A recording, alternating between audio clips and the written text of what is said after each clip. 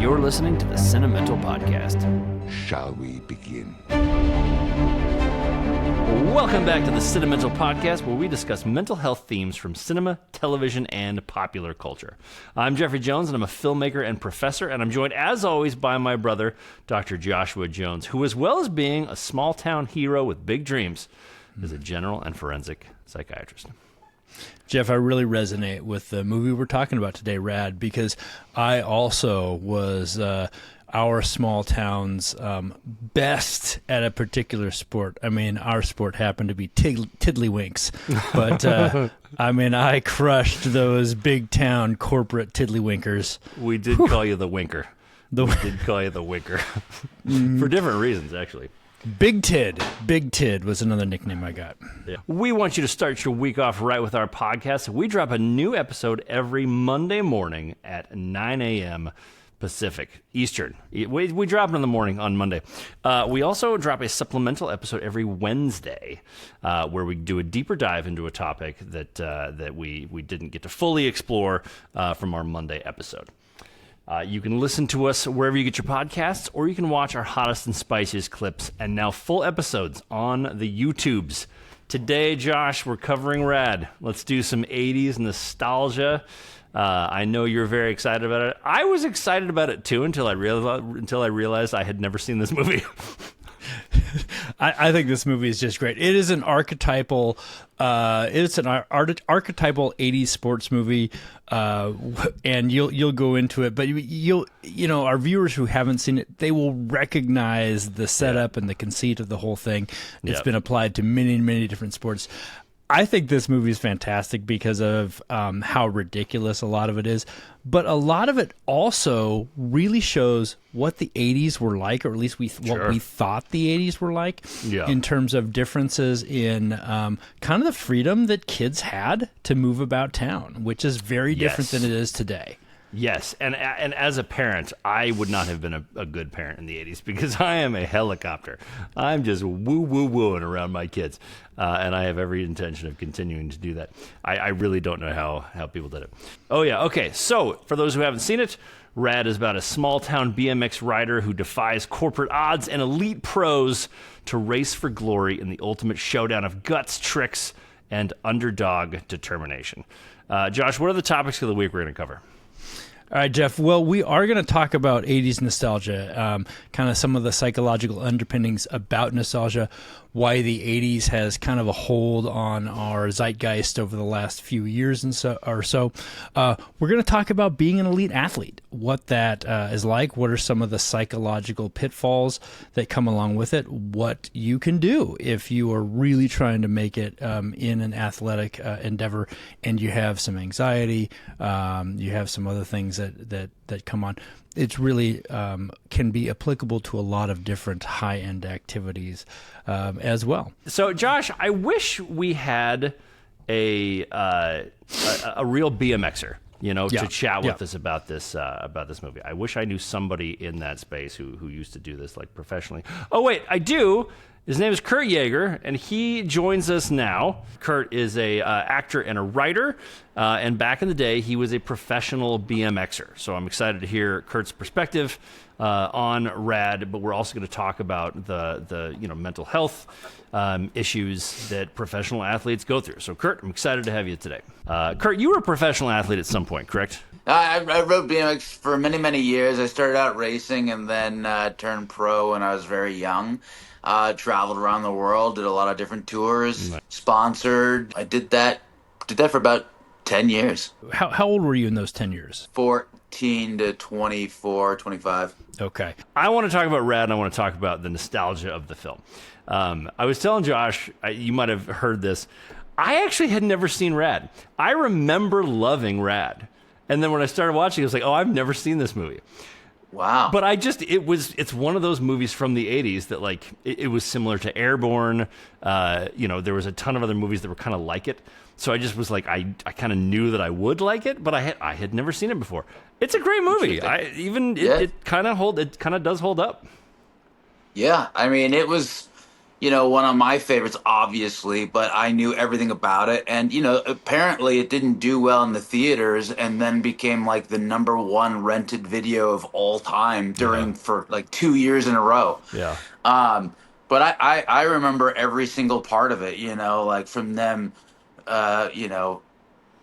doing bicycle dance at like, the high school dance to Send Me an Angel to ass sliding. And I know the behind the scenes and everything about it. So I was going to ask you if this movie inspired you to want to learn bike dancing. Because that scene where they did the bike dancing in the middle of the auditorium, I was like, that's ridiculous. But I'm sure at the time that was awesome. I wish that a girl wanted to learn bike dancing so I could do it with her. I mean,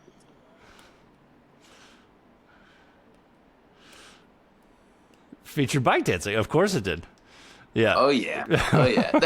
Look, there was things that I loved it as a kid, but obviously there's things that just because I rode BMX already, I knew wasn't right. Like how many times they spun the handlebars, the way they did it. And I'm like, there's no way that you can be pedaling while spinning and balancing on the head tube like that. I'm like, nah. So there's things I knew was wrong, but I still didn't care. I loved it. Yeah. It was funny because not being nostalgic about this film, I still had that feeling of nostalgia.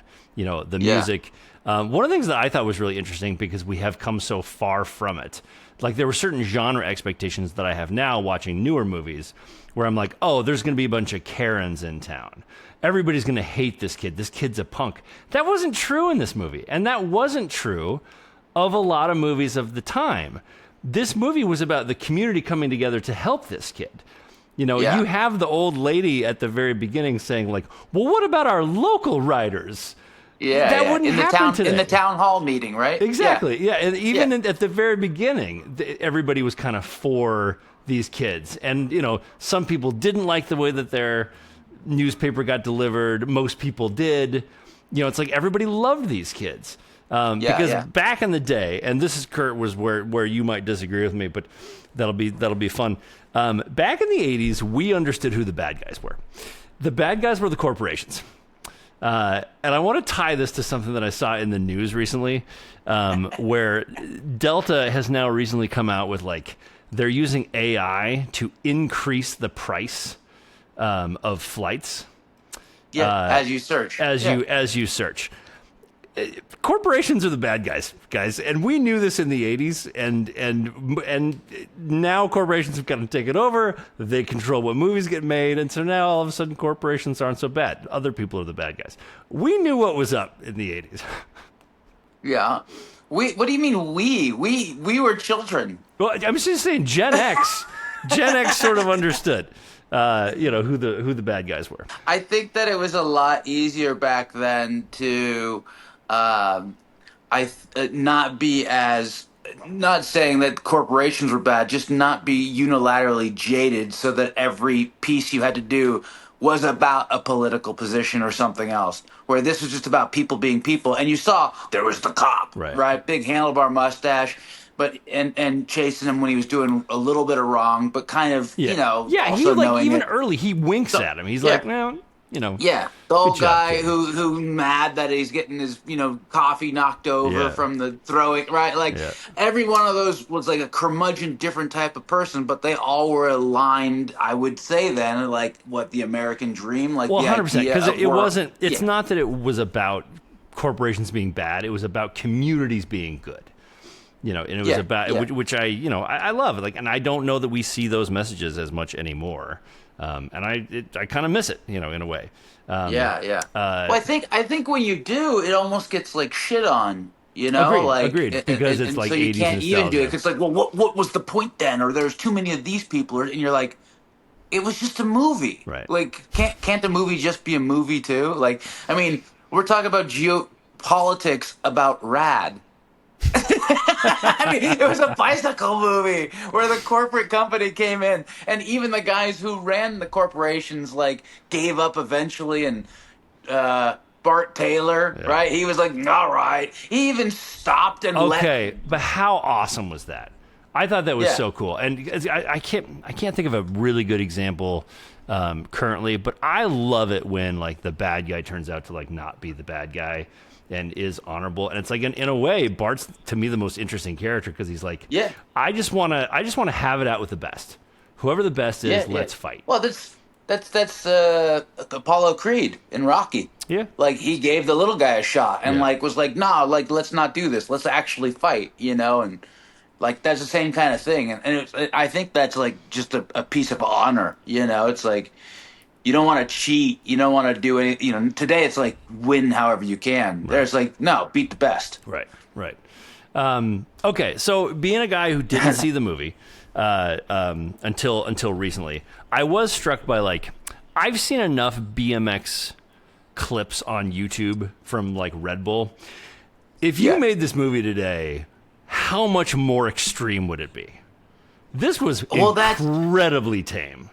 That's the thing is like I think it would get like what was the remake of Point Break? Right. It would turn stupid. Right. It would just It be would have to. because it would have to, but it's also like the people who are making it don't understand it. Where Hal Needham was a stuntman, so he understood enough of it to be like, "Nah, you can't do that. Like, let's keep it real." Where if it was like a remake, it'd be like, "He did a quadruple backflip and landed perfectly smooth right into it," and you're like, "Well, this is stupid." Were people doing more interesting things like that at the time, though? What do you mean, like in stunts? Yeah, like the backflip was crazy. Okay. Like that was original and new, and you know, there was like, whoa, someone did a backflip. Like that's pretty nuts. Yeah. So it's even at right the time, on that point was okay. That's so interesting to me because I've been thinking about this in not just in BMX but in all sports. There's something really just interesting about the breakthrough being conquered, and now all of a sudden people can do it. You know, it's like we just have to see it done. And I think that this does kind of get into mental health of like where our blocks are, where all of a sudden something that we thought was impossible, we just see it and now we can do it. And maybe you can tell me a BMX example of this, but it's like 10 people are there, nobody's done a backflip. All of a sudden one guy does it. And I bet within like 30 minutes, 5 other guys have done it.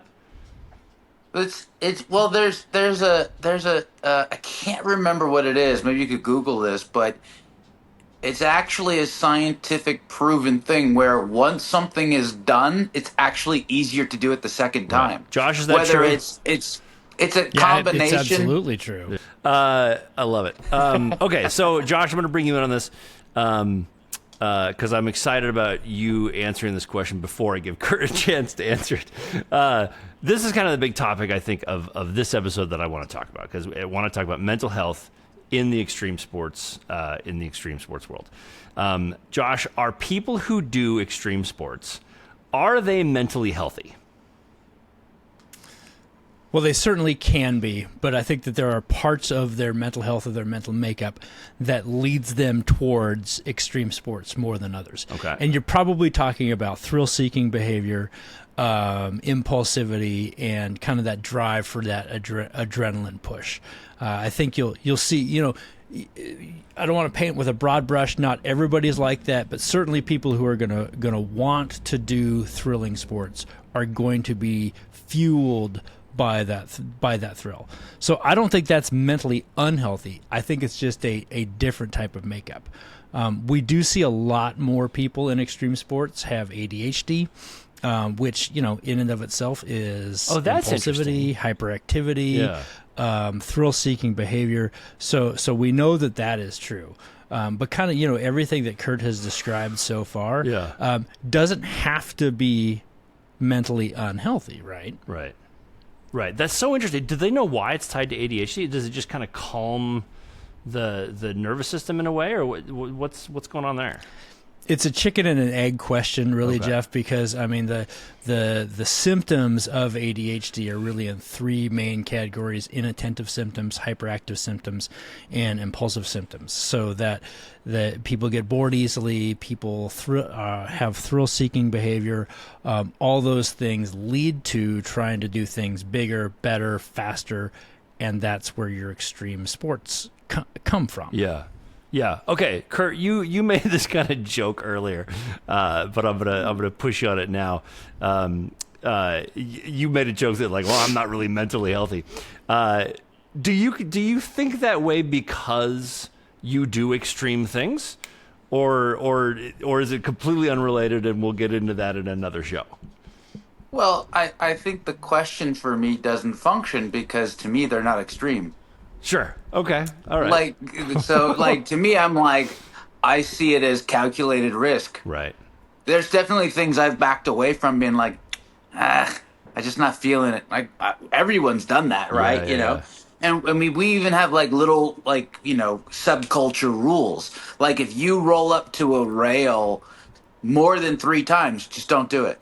Like you've already looked at it. You're looking at the wrong things. You're focused on like target fixation on the problem, not the solution. So stop. Just let's come back to it another day. Fascinating. Do you think that's universal, or do you think that that was special to your group? I mean, I'm pretty sure that's universal in BMX. Yeah. You know what I mean? Like, and then there's 2 ways to motivate, right? Like you're like, yeah, you got it, yay, right? But the other way is like, nah, you won't. Right. And it's like, right. Oh, fuck you. Yes, I will. You're too big of a bitch to do that. No, I'm not. Yeah, I mean, it's a little bit about that, but it's like, yeah, I think I got it. And someone just goes. Have you ever done something, though, where you're like, Jesus, I'm fucking crazy. What the hell was I thinking? I mean, it's more like I'm glad it worked out, you know? But Sure. Also, like, the thing is, at least for me, when it relates to doing something like that, it's not adrenaline or chaos. It's zen. Right. Everything's still, everything's quiet, everything's peaceful. Yeah. There's nothing else that I can be paying attention to, because if I do, I'll crash. Right. So the only thing I get to pay attention to is this. And so there's no disjointed thoughts while you're riding. Like they're That's all so in unison, and that could be probably skateboard, BMX, motorcycle, whatever. Yeah, no, totally. Like war, right? I feel that way when I'm surfing. I feel like when I'm actually on the wave, I am the most at peace. It doesn't feel extreme. I feel the most at peace. And you know, Josh and I have been skydiving. I've been skydiving a few times. When I'm falling and other people are like kind of crapping themselves, that's when I'm like, oh, look at that big, beautiful world that's kind of like just coming close to me. Like this is nice. Yeah. Josh, is that you guys? Yeah, go. What you guys are describing is psychologically been described as the flow state. And Kurt, you used that word earlier, the flow, a flow rider. I mean, this has been well described. The author, Jeff's gonna shit all over me for this one. The author who really described this well is Mikhail Csikszentmihalyi. He's got lots of good books out about this. And Michael Jordan has talked at length about this. When he was in really, really good moments in games, it felt like time slowed down and he could see everything he was doing. Kurt, it sounds like you've been in the flow state in some of your things quite a few times. Can you describe it a little more for us? Like, what's it like? I mean, does time slow down for you when you're hitting things right on? Yeah, I think, and I've actually done it, like, and Jeff knows this a little bit, but like in writing as well. Mm-hmm. Like when you are doing something so well that everything's completely irrelevant, you see the whole picture. So in BMX, like, it's slowing down, you know what's happening, you hear a limited amount of sounds, like the freewheel, you hear the tire speed, so you know the pressure of the tires and the material on the ground, and then just a little bit of your oomph.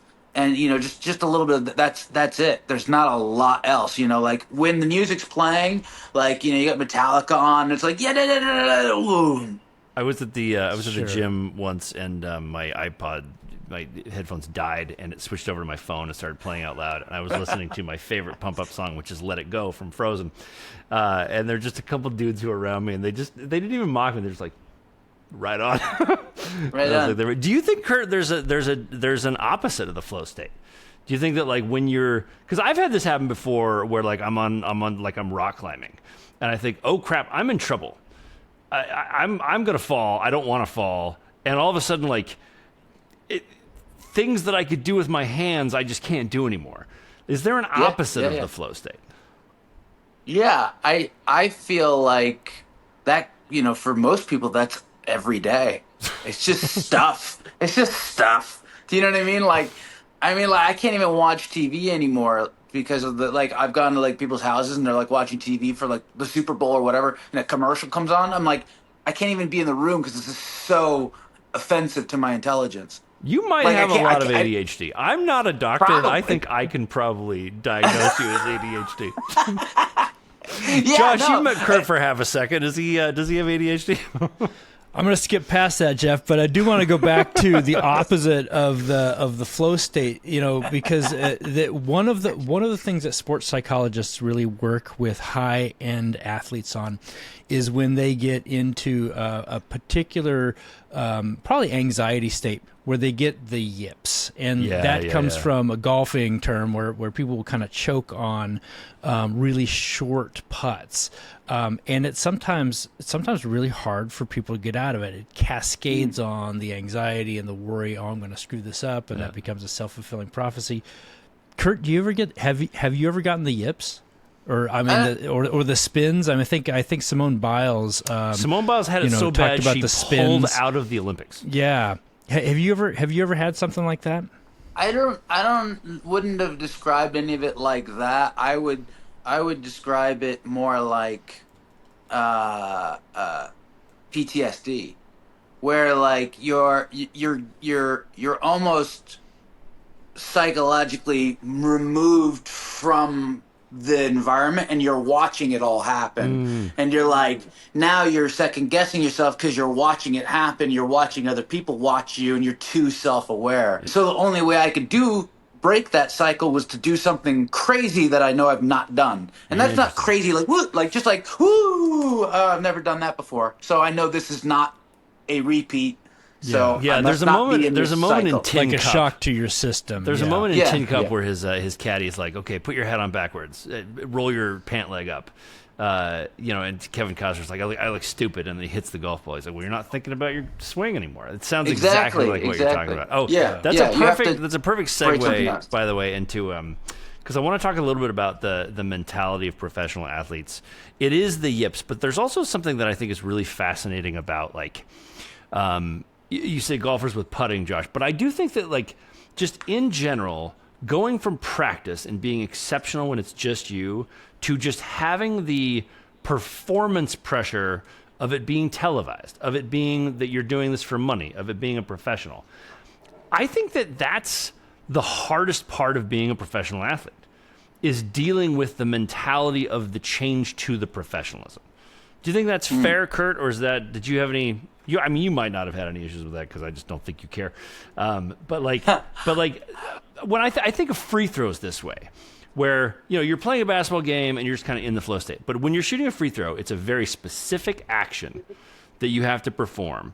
And when I'm shooting by myself in the gym, I'll go 10 for 10. When I'm in a game, it's more like 7 for 10 because there's just an element of it matters more. And so all of a sudden, my ability to perform goes away, and I think that's really interesting to look at the mentality of professional athletes. Specifically, BMX is a lot different than most other sports because we don't hate each other.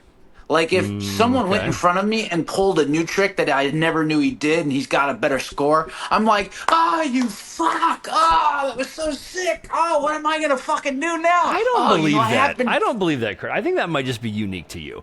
I don't think that BMX is any different than... You're 100% wrong, man. You think so? What's the difference? Yeah.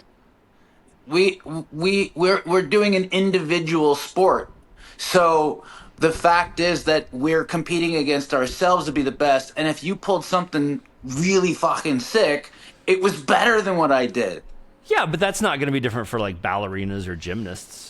Or it is for football, baseball, basketball. I got to go with Kurt on this one, and I was really surprised about this. My son's gotten into high level snowboarding. It's one of the reasons that we spend part of our year in Colorado, and having come from primarily a team sport background.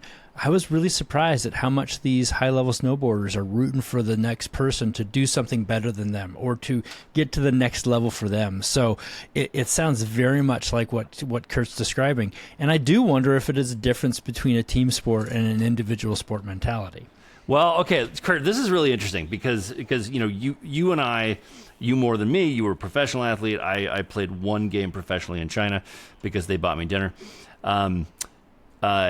You're also a writer, though, and you and I are writers. I do think that in our particular art, there's a crabs in a bucket sort of thing, where like I don't think people in Hollywood like kind of root for each other. I think that they root against each other, and it's like I'm hoping you fail so that I can get it. I think that's more the norm in the entertainment side of what we do. Yeah, I think that the entertainment business is disgusting. I just wonder. I wonder what the difference is. Well, I think the difference is I mean, if I was just to think about it right off the top, BMX is sort of who I am, not what I do. Do you know what I mean? But I'm a writer. It's not what I do. I can't not write. Well, I mean, like I didn't grow up at I played football and quit during my freshman year, even though they bumped me to varsity because I hated team sports. I hated the bros and the jocks and the fucking everybody.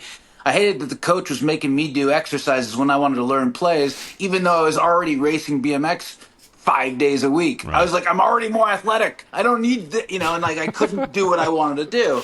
But I don't know. It's like, I think it's probably because progression in BMX comes from each other doing better. Right. Whether it's a contest or not. Well, and also, it's also you and I. How do you do that? You and I can't sit in a room as writers and be like, "Look at this sweet sonnet I just pulled off." It requires external validation. And maybe that's a part of it. But we can't. Jeff, are you and Kurt writing a lot of sonnets? I'm Jeff, the one who's. I see his upper cleft. He's up in the air, up above me. No one would be surprised if they walked in on Kurt and I and we were writing sonnets. No one would be surprised.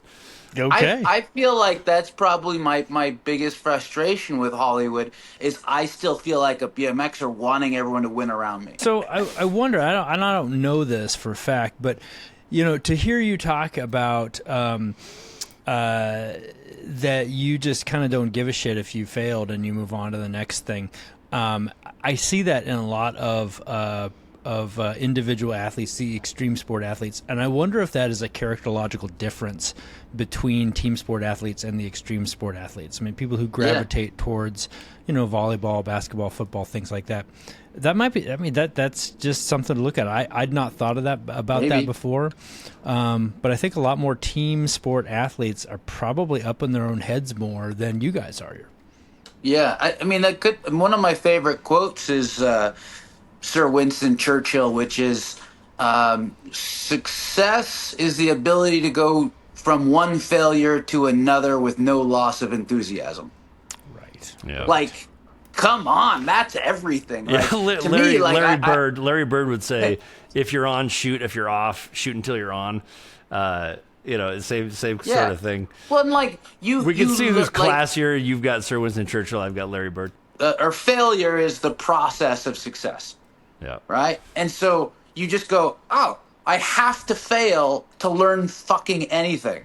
Yeah. This is a great example that everyone can understand. If you guys had a road trip that everything went smoothly and perfectly, how well do you remember that trip versus the one that just went to total shit? 100%. That's the thing. You remember all the failures, and when it worked out, you don't give a shit. Also, those are the best stories. I make this point in my class on the first day. Every class that I teach, I tell the story of me falling off of a bridge. Because it just one stupid decision after the other led to me falling off of a bridge. And I learned the lesson that, you should be safe and check your equipment and all that stuff. But the lesson that I really learned was 20 years later, I'm still telling that story. And I wouldn't make a different decision because I have that story. And the story is the thing that matters the most. Yeah, and imagine starting off at, 11 years old with that mentality and doing it for 30 years. Yeah. Like, Do you think I there's don't something? Do you think understand there's why something everyone that else led? is like so careful. I'm like, this is fucking glorious over Was there on this something that side. happened around that time though, Kurt, that you think kind of like sprung you there, or do you think that was sort of how you were wired at birth? Well, my brother's best friend, Colin, does tell this story every time we all get together. He's like, I came over when you were born and brought home from the hospital, so I've known you forever.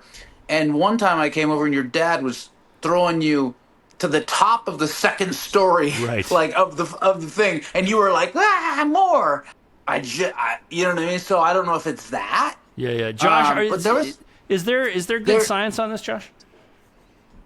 On different character of kids. I mean, look, No, not different character kids. It's something specifically about like, in the first No, 10 I years didn't have in a the mom developmental. die. I didn't have a dad die. I didn't have like a grandpa that thrusted me into like. Oh, you should try it. sports. Josh and I both had our parents die. It was great. I understand. That's why I mentioned it. Like you guys. I mean, you this told is. me about that. That's This insane. is a pretty good. This is a pretty good example of nature versus nurture. Right. This sounds like something Kurt was just born with. Just the character that you were born with. Combination of genes you got from your mom and your dad that just sorted out differently than it did for your siblings. Yeah. Yeah, and well, I mean, we were all crazy. Like, look, my eldest brother races cars, and my next brother's a professional rock climber. So. Yeah, so I mean, all the apples fell pretty close to the tree. Okay, but they also all had a dad who threw them around as kids. Yeah. My dad raced motorcycles, Yeah, and so like, right. Yeah. it was already in the makeup, everything else. But also, like, my dad was very, I would say, hands off, like, and let us make a lot of mistakes. Right. So Josh, as a psychiatrist, do you think it's nature over nurture? More nature than nurture? It's hard to disprove that. I mean, the thing with nature versus nurture is that, of course, it's not versus, right? Kurt inherited half his genes from his dad, who was clearly a thrill seeker. He was then also raised by that same dad, who reinforced the thrill-seeking behavior by, tossing Kurt and his brothers up 2 stories. Right. So it's a combination of both, but I think that they're synergistic, and it makes it propagates more of that thrill-seeking It's so behavior. funny. I have, obviously I have a 3-year-old. She loves being, thrown up 2 stories. And so part of me is like, hey, I'm giving her this gift. But I also know some kids who have parents who are like really gentle with them, and they come over to our house, and the kid's like, throw me up 2 stories. Please, somebody throw me. And it's like, oh, well, there you go. I That's probably was at nature. a gathering with my wife's family, and this little boy's so sweet and, very cautious and a little worried about things. And, like, I just grabbed him and threw him on my shoulders, and he's like, no, and, like, I could see, like, half of the room is like, oh, no, and I'm, like, doing stuff, and the kid's like, let me down, and he's like, okay, and then I let him down really fast, and I look him in the eyes, and I go, I have you. And then he went, and I put him down, and he goes, well, back up then. Yeah. And, like, you could see, like, he was actually, wait a minute. Someone actually does have me. And then they have, like, that thing behind your eyes. Yeah. Looking out to the thing that's looking out of their eyes, saying, I got you. I'm not looking at the superficial. I'm looking past it and saying, hey, look at me. We're good. Well, and what's Okay? interesting And they there, go, what's okay. interesting there, Kurt, too, is I think And then it's partly that, like, I got you, but I also think it's really because you said it earlier that your dad let you make mistakes. And I think that there is something to the dad who's also, like, looks at you and says, I believe in you. Yeah. Do that scary thing. Like, I'll see Windsor at the park, and she'll, like, look over at me and be like, you got it. And then she'll do it. And it's like, I'm not underneath her. I think there is something really powerful about someone being like, not just I got you, but I believe in you. Kurt, we've said a lot. I don't know that we said anything, but we talked a lot. I think we could wrap it up for this episode. I'm excited to talk to you more on Thursday. Thanks as always for watching or listening to Cinemental and our coverage of RAD.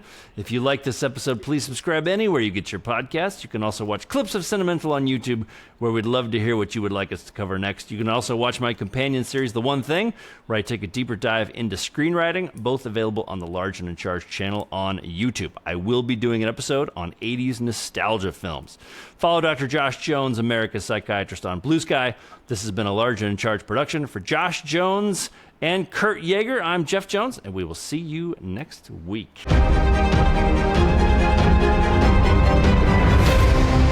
I want you to hit me as hard as you can.